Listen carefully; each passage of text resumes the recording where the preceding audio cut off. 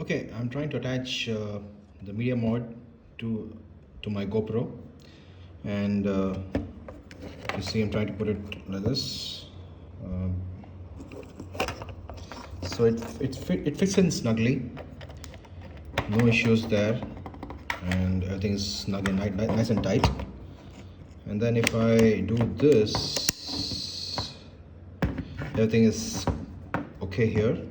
Okay, and now if I start the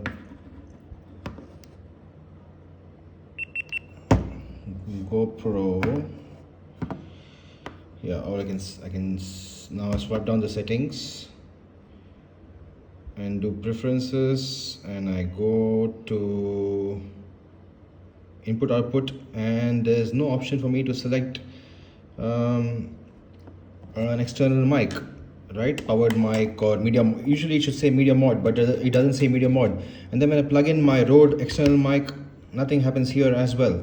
So I don't understand what's happening here. So I actually had this one, uh, and when I use this one directly on the GoPro, it does show me the options here: powered mic, standard mic. But now with the media mod, all I see is NA, and I'm not able to record my external audio using my Rode wireless mic.